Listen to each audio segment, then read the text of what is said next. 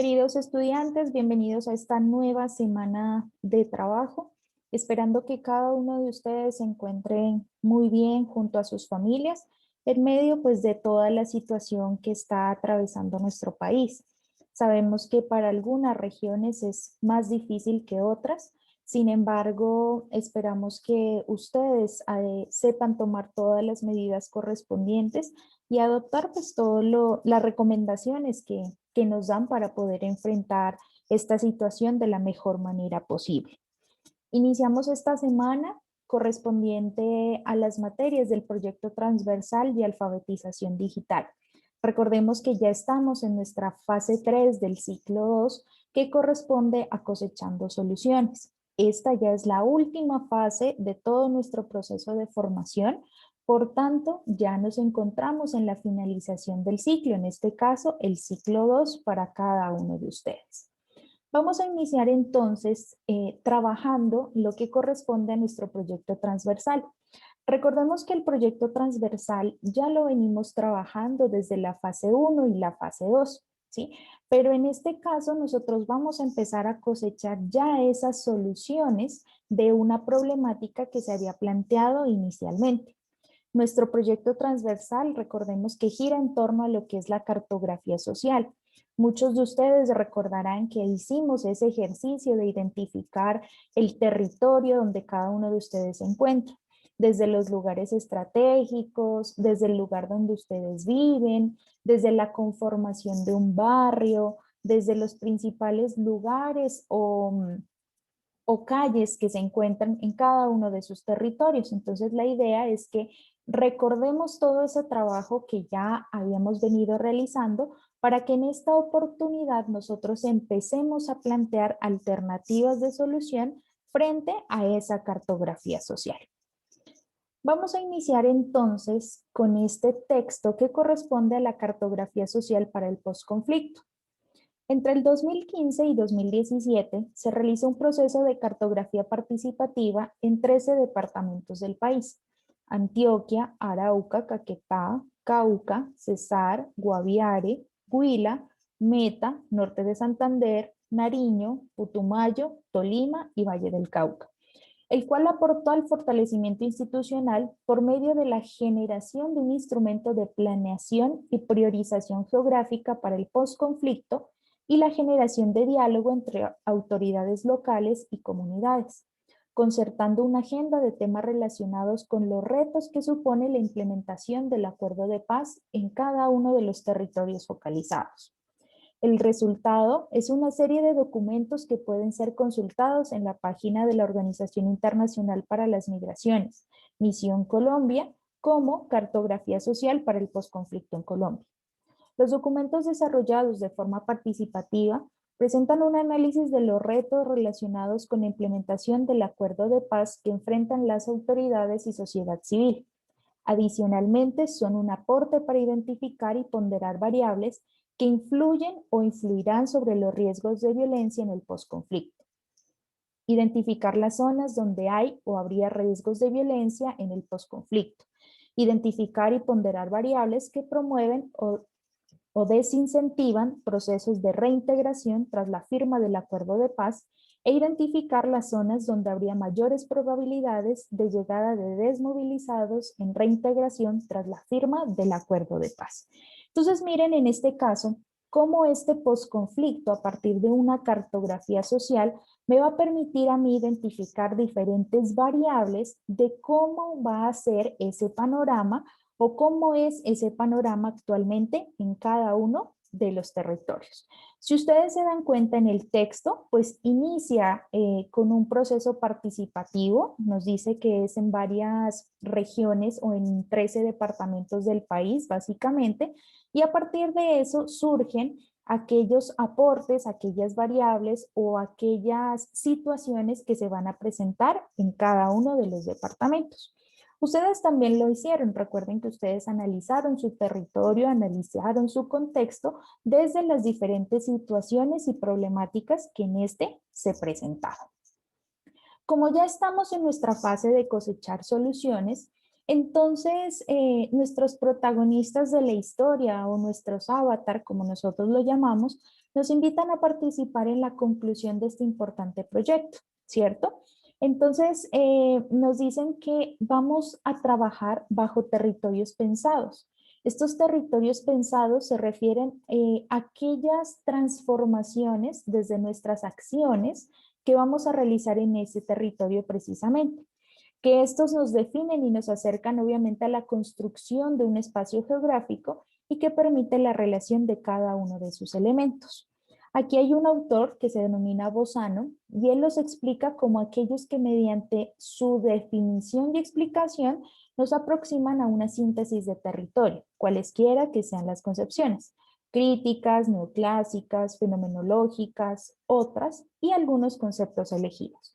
Entonces, para esta oportunidad vamos a trabajar bajo esos territorios pensados, es decir, cómo desde su punto de vista consideran que debe ser ese territorio o qué deberíamos cambiarle a ese territorio para que se puedan superar las dificultades, para que se puedan eliminar las brechas y de esta manera nosotros podamos tener un territorio estable. ¿Listo? Entonces vamos a partir de esa premisa de territorios pensados para desarrollar cada una de las actividades que tenemos para esta semana. Iniciamos entonces con nuestra primera actividad. En esta primera actividad, cada uno de ustedes va a pensar en cómo transformaría ese territorio geográfico en el que usted se encuentra, ¿sí? El barrio, puede ser el municipio o puede ser el departamento.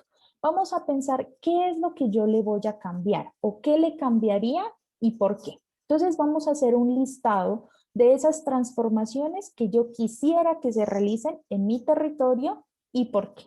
¿Listo? Una vez yo tenga ese listado, vamos a hacer una representación en pequeña escala de una maqueta, ¿sí? Para esta maqueta vamos a utilizar los materiales con los que ustedes puedan trabajar y los que ustedes puedan conseguir en casa. Por ejemplo, material reciclable, botellas, bolsas, que si usted le quiere colocar tierra, papel, cartón. ¿Listo? Vamos a trabajar con todos esos materiales reciclables. Recuerden que deben pensar en cómo transformaríamos ese territorio real y usando obviamente nuestra creatividad. Ya hicimos en el primer punto la lista, ¿cierto? De lo que yo le cambiaría. En este segundo punto, entonces ya vamos a realizar nuestra maqueta con todas las transformaciones que ustedes quisieran realizar. Por ejemplo, que yo diga que cerca a mi casa pasa una calle despavimentada. Entonces, ¿cuál es la transformación? En mi maqueta, la idea es que esa calle quede pavimentada porque es una de las calles principales. ¿Listo? Y así con cada uno de los aspectos que ustedes quieran transformar o que quieran cambiar. ¿Listo? Una vez entonces tengamos listo eso, vamos a construir sobre esa maqueta unos mensajes muy corticos del por qué las transformaciones que se están realizando y, y por qué estas se deben mantener. ¿Listo? Entonces mensajes muy cortos. Entonces lo que yo les decía, el ejemplo de la calle principal. Esta se debe mantener porque es una calle con alto tránsito, con alto flujo vehicular o con alto flujo del transporte urbano, del transporte público. ¿Sí? Entonces, vamos a hacer la lista, montamos nuestras maquetas ya con la transformación y vamos a colocar pequeños letreros de por qué esa transformación. ¿Vale? Recuerden que para esta maqueta podemos usar todos los materiales reciclables con los que ustedes cuenten en casa. La recomendación es que ustedes le puedan tomar una foto a la maqueta y la puedan enviar a cada uno de sus profesores. Estas maquetas, por favor, no las vayan a dañar para que las puedan conservar y las puedan presentar en el próximo encuentro presencial cuando el docente lo indique. ¿Listo? Entonces, estas serían como las 3 primeras actividades que debemos desarrollar teniendo en cuenta nuestro proyecto transversal de cartografía social y teniendo en cuenta que estamos trabajando bajo un territorio pensado. Ese territorio que parte de esa idea de transformación de cada uno de ustedes de acuerdo a las necesidades que evidencien en el lugar donde viven. Recuerden que puede ser el barrio, puede ser el municipio, puede ser el departamento y si usted lo quiere hacer a una más grande escala puede ser inclusive hasta el país. Eso sí ya es decisión de cada uno de ustedes. Ahora vamos a ver una definición nueva denominada territorios posibles. Estos territorios posibles es uno de los elementos más importantes y se convierte en la creación de las posibilidades. Esas posibilidades que nos van a permitir reaccionar a un cambio y nos van a permitir generar transformación, ¿sí? Esa transformación no solamente geográfica, sino también social, cultural o en la comunidad. Por eso es importante que en este caso vamos a trabajar con algún vecino, amigo o conocido que viva en esa zona donde ustedes realizaron la maqueta. ¿Listo? ¿Qué vamos a hacer? A ese vecino, amigo o familiar que ustedes han seleccionado, le van a realizar una pequeña entrevista. En esa entrevista van a colocar en discusión las transformaciones que ustedes realizaron en esa maqueta. Entonces, que si yo hice la transformación de la carretera, le voy a contar a mi vecino la alternativa que yo estoy planteando para ver él qué me dice. ¿Listo?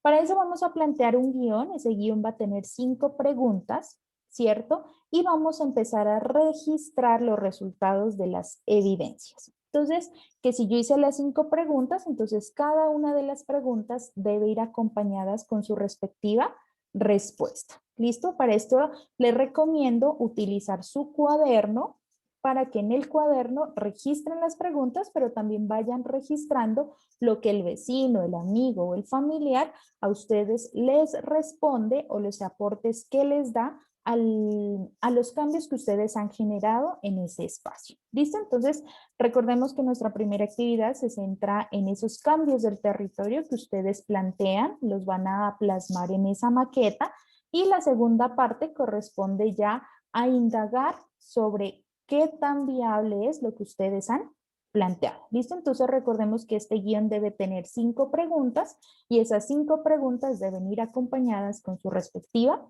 respuesta. Eso en lo concerniente al proyecto transversal.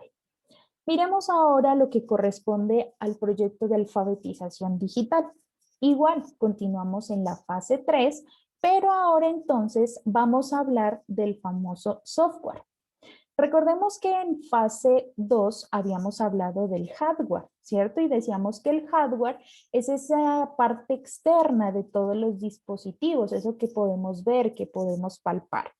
En este caso, el software es el conjunto de instrucciones que un computador o un dispositivo debe seguir. Profe, no lo entiendo. Para que nos quede más claro, ese software está o lo conforman cada uno de los programas o las aplicaciones que le van a permitir funcionar, ¿cierto? Entonces, si ustedes toman su celular, se van a dar cuenta que hay muchas aplicaciones. ¿Cuáles las más comunes? Por ejemplo, WhatsApp, Facebook, Instagram, YouTube, las aplicaciones para los contactos, la aplicación de la cámara, de las imágenes, ¿sí? Entonces, cada una de esas aplicaciones conforman lo que es el software y que estas le van a permitir funcionar, en este caso, a mi celular o a mi computador. Pero nos dice qué tipos de software existen y para qué sirven. Entonces, dependiendo del tipo del dispositivo, el software va a cambiar o tendrá diferentes funciones. Miraremos los tipos de software y la función de cada uno de ellos.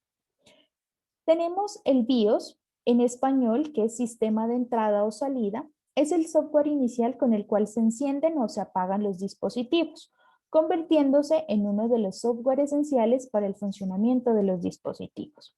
Es decir, es ese programa o esa aplicación que a nosotros nos va a permitir encender o apagar, sea el computador, sea el celular o cualquier otro dispositivo electrónico. Tenemos también el software en el cual se relacionan los sistemas operativos, ¿cierto? Este nos dice que actúa como un intermediario entre el computador y la persona. Y este puede variar, obviamente, desde la empresa o la persona que lo utiliza. Este sistema operativo, pues tenemos algunos principales. Aquí hemos traído 3. Empezamos con Microsoft, que este es uno de los paquetes más conocidos a nivel mundial, porque este es implementado en la mayoría de los computadores. porque a lo largo también de la historia, este paquete ha tenido varias modificaciones o varias actualizaciones que le permiten ir como a la vanguardia de la necesidad del cliente. Tenemos Linux, este es un sistema operativo con dominio público y gratuito. Este también tiene diferentes versiones de descarga para quien lo pueda usar. Y Android, este Android es el sistema operativo que manejan casi todos los celulares a excepción de los iPhone, ¿cierto? Entonces, este sistema operativo Android es el que le permite funcionar, el que permite que su celular esté activo, que permite que usted pueda usar de manera constante este dispositivo gracias a este sistema operativo Android. Pero a su vez tenemos un software también de aplicación. Estos son aquellos que pueden instalarse o desinstalarse de nuestros dispositivos, como era el caso del WhatsApp, el Facebook, YouTube, las redes sociales, entre otras, ¿cierto? O también las aplicaciones que usamos para el estudio, por ejemplo, PowerPoint, Word, Excel, ¿sí? Entonces, estas son aplicaciones que yo las puedo instalar o desinstalar con facilidad.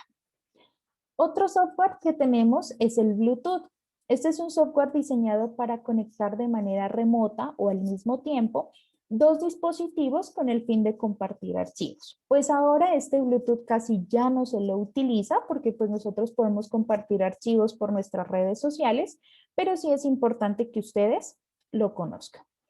Y tenemos también el software de comunicación. Como su nombre lo dice, está diseñado para que podamos comunicarnos de manera remota. ¿A través de qué? A través del correo electrónico, las redes sociales, los mensajes de texto. ¿Por qué? Porque por más lejos que estemos, yo puedo enviar un mensaje y la otra persona al instante me la puede responder. ¿Sí? Entonces miremos cómo este software y los diferentes tipos de software nos ayudan o contribuyen a que los procesos de comunicación, a que los procesos de aprendizaje sean de manera más rápida y efectiva. Con esto entonces finalizo la explicación de las actividades de esta semana. Recordemos que estamos trabajando bajo el proyecto transversal y alfabetización digital. Para quienes tengan actividades pendientes, comunicarse con cada uno de sus tutores para que de esta manera podamos irnos colocando al día y evitar de pronto dificultades en el proceso de la finalización del ciclo. Recordemos que ya estamos prácticamente a menos de un mes de terminar nuestro proceso de formación y es importante que continuemos con la misma responsabilidad y compromiso, cumpliendo a cabalidad con cada una de las actividades establecidas. Espero entonces que la explicación haya sido clara. Sin embargo, si existen dudas o inquietudes, les recomiendo comunicarse con cada uno de sus tutores, quienes estaremos pendientes de resolverlas en el menor tiempo posible y poderles colaborar en lo que ustedes necesiten. No siendo más entonces, les deseo muchos éxitos en el desarrollo de sus actividades. Les envío un fuerte abrazo desde la distancia y espero que puedan cuidarse y que tengan un muy buen día.